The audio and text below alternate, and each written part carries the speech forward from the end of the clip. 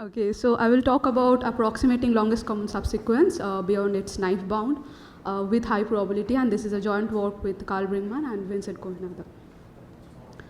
So I'll start with the definition. So as the name suggests, the longest common subsequence of two given string is the longest sequence which matches both the strings. And my favorite example, which I use for eddy distance as well, like if we consider the two strings Tokyo and Kyoto, then the longest common subsequence between these two strings is KYO, so the length is 3. So as Elazar has already said that eddy distance and longest common subsequence, they are very much related in exact domain, and both these problems can be solved in quadratic time using dynamic programming. And later we have some polylog improvement, but both of them are ACTH hard. Like we cannot get a truly subquadratic algorithm for both of them unless we refute strong exponential time hypothesis. So the next question is, what about approximation algorithms? Now, whereas the approximation algorithm for eddy distance is very well understood, we don't have a much clear idea about approximation algorithm for longest common subsequence until this year, until last FOX, where we have an algorithm by Rubinstein et al., where they give some really significant progress by designing a lambda cube approximation algorithm for longest common subsequence in truly subquadratic time, where lambda is the ratio between the length of the input strings divided by the length of the longest common subsequence. So before I go inside the talk, I want to make sure one thing, that if when I say alpha approximation of longest common subsequence, by that I mean if I give you an alpha approximation algorithm for longest common subsequence, then the algorithm will output a common subsequence whose length is at least the length of the longest common subsequence divided by alpha. So I want to make that clear. And so this algorithm we have, and it is a very recent one. And as we don't have much things known for LCS, we also use other versions or other parameterized version for computing longest common subsequence. And there is a trivial one where if we are allowed n to the power 2 minus 2 epsilon time, then using random sampling, we can compute n to the power epsilon approximation for longest common subsequence. And this is the version we use in our work. So if we use epsilon to be half, then in linear time, trivially we can get a square root n approximation of longest common subsequence. And in SODA 19, we have an algorithm that breaks the square root n barrier, and they have n to the power 0.49 plus approximation for longest common subsequence in linear time. Now, one major drawback or somewhat drawback of this algorithm is this algorithm works just on average or on approximation. And there is no natural way of making it working with high probability, because when we want to make something work with high probability, what we do, we repeat the events or we repeat the experiments to boost the probability. But for that, we need that the good events, they should happen with some constant probability, right? Only then by repetition we can boost the probability. But in their algorithm, what happens that the good events, they happen with inverse polynomial probability. So even by repetition, you cannot really boost the probability. So in our work, we actually consider the whole regime of n to the power 2 minus 2 epsilon, and we break the n to the power epsilon barrier and give n to the power 4 over 5 epsilon approximation in time n to the power 2 minus 2 epsilon, which if we translate to a linear time, then we can get a n to the power 0.4 approximation, and all, like for the whole regime, all our algorithms or all the parts, they works with high probability as well. So before I go to the algorithm, I want to mention a few data structures which are very crucial for designing our algorithms. And one of them is a counting matching pair data structure. So before I talk about the data structure, I first want to say what do I mean by number of matching pairs. So given two strings x and y, their number of matching pair is set of all the indices, all the pair of indices of the form ij such that the ith character of x is same as the jth character of y. So there can be as many as quadratic many matching pairs between two strings. So our first data structure that takes as input two strings x, y and a parameter kappa, and the queries are of the form of this form, where the queries comes like this. We are given two substrings, one from string x and one from string y, and we want to decide whether their number of matching pairs is less than kappa or slightly more than kappa. And we can do it trivially in time linear in length of these substrings, but that is not good enough for our algorithm, and we really have to do something more, like grouping the symbols who have similar frequency together and then using some random sampling, and using that we can actually design a query algorithm which uses time like length of the substrings divided by square root kappa, and this is quite crucial for our algorithm. Even this kind of data structure is not enough. We even need another data structure where the input is same, these two strings and a parameter kappa, and the queries comes like this form. We are given a substring of x, and we want to compute number of matching pair of the substring of x and each of substring of y, which starts from a specific location and they have a specific length like that. And one way of doing it is we can use the pairwise computing matching pair algorithm between all the pairs. But it seems it is not good enough. We have to do something else. And rather, when we try to match some symbol between x tilde and some like substring of y, we have to do it like parallelly for all the substrings. And it comes out that if I take a substring, like if I take this substring of x and take a substring of y where number of matching pairs between them is m, and I want to, the differentiating parameter is kappa, then we need time m over kappa for each pair. And this data structure is even more involved. And the third data structure which we use is called basic approximation data structure.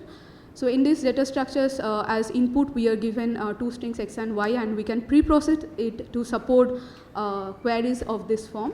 So as a query, we are given 4 parameters, a substring of x, a substring of y, an approximation parameter alpha, and a time limit tau, such that if we are given a large enough time, that is, if the time limit is at least the number of matching pairs divided by alpha, then we can compute an alpha approximation of the LCS between these two substrings.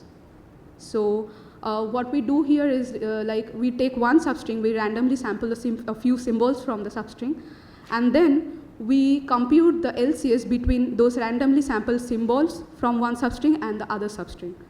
Okay? So these are mainly the crucial tools which we use in our algorithm. And another thing which is also very important, I want to mention it, it is if we compute longest common subsequence of 2 strings just randomly matching one symbol, then on expectation the length we get is m over 2n, where m is number of matching pairs. And we use this thing inside our algorithm, and where we use it, we can like make it working with high probability as well. So here we see that if number of matching pair is large, just matching a random symbol gives us a common subsequence which is of large length. Okay. So our algorithm has 4 different parts, and for different scenarios, different parts, they are good, but we don't know which scenario we have. That's why when we have some input, we independently run all these 4 parts on our input and output the best answer we get. Okay. So now I want to, just for analysis purpose, I want to explain like on what scenario which algorithms they works well. So the first thing is like very trivial. When we have a small LCS, the input, their LCS length is small, then our algorithm 1, that works well. So the second case is like the LCS length is large. Now this thing I again want to divide it in 2 scenarios. So for LCS length large, what we do, we divide our problem into sub-problems. So we divide both the input strings x and y into substrings, and somehow between each pair of substring of x and y, we want to compute their LCS, and then using a DP, we combine all these results. Now, the second case, this large LCS case can be divided in 2 scenarios, where in the first scenario, if there are many pairs of substrings of x and y who have large number of matching pairs, then we use algorithm 2. And the other case is when most of the pair of substrings of x and y, they have small number of matching pairs. Now, this scenario, again, we divide in 2 cases, where in the first case, okay, now just consider all pair of substrings of x and y who have small number of matching pairs, and take the sum of LCS of all these pairs. Now if that sum is small, or if that sum is large, we use our algorithm 3, and if this sum is large, then if this sum is large, we use our algorithm 3, and if this sum is small, then we use our algorithm 4. It turns out that whatever scenario it is, one of the algorithm will give n to the power 4 over 5 approximation of the LCS. How much time do I have? You don't know. Okay, so I will just briefly go through these different parts. So the algorithm one, when it is good, it is like when the LCS length is small. So algorithm 1, we are given these 2 strings and it has 2 steps. The first step is saying just match a random symbol. And so let's say you randomly pick symbol Z and you match it in both the strings. And the second step is you call our basic approximation data structure with an approximation factor m over t. So you can check if you use our basic approximation data structure with this approximation factor, then we can actually get an algorithm which runs in time t. So, and we just take a trade-off between m, and the best of these two can give us an LCS of that length. So the approximation factor is the second quantity. And if we set our L appropriately, that is if the LCS length is small, which is this, like smaller than 1 minus 2 over 5 epsilon, then this indeed gives a 4 over 5 approximation. So for algorithm 2, 3, and 4, we will now assume that our LCS length is larger than n to the power 1 minus 2 over 5 epsilon. So as I said before, for algorithm 2, 3, and 4, we divide our string x and y into substrings like blocks, and for each pair we try to compute LCS and then we try to combine all these results. So algorithm 2 takes care of the case where most of these blocks, they have large number of matching pairs. Okay? So in this case, what we do, in this case, we take each block and compute the LCS of each block just by matching a random symbol. And as you have seen before, if a block has large number of matching pair, then just by matching a random symbol, we can compute a common sequence which is of like large length. So that is the main idea behind this algorithm. And when this, how this algorithm is useful, so let's consider the optimal alignment, like the optimal path, optimal longest common subsequence in this matrix. And if the majority of the blocks which covers this path have large number of matching pairs, then for each of them, just matching a random symbol, we can get a good approximation of their LCS. And if we take a sum of all these blocks, then we can show that we can set this parameter kappa, like this large number of matching pair parameter properly, so that we can get n to the power 4 over 5 approximation of the longest common subsequence. And another scenario where this algorithm 2 works well is, again, like if most of the blocks, they have a large number of matching pair, and in that case, for most of the block, just by matching a symbol randomly, we can get a large LCS, and you can show there exists at least one path, such that if you take the LCS, sum of the LCS of all the blocks over that path, you can get a good enough length and good approximation of the LCS. So the third and fourth algorithm, we assume that there are not many blocks which have a large number of matching pairs. In fact, we omit all the blocks which have large number of matching pairs and concentrate only those blocks who have small number of matching pairs. So now the marked blocks, they have small number of matching pairs. Okay? So let's say these are all the blocks who have small number of matching pairs. Now we define our case 3 by checking at the sum of the LCS of all these marked blocks, like the blocks who have small number of matching pairs. And if this sum is large, like greater than some parameter lambda, then we use our algorithm 3.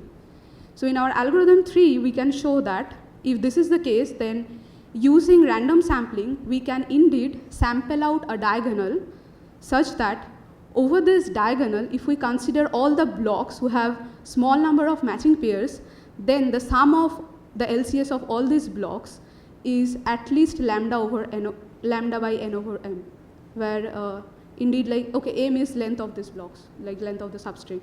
So you have actually number of diagonal in this matrix is n over m. So on average, like every diagonal should have LCS of length lambda over n over m.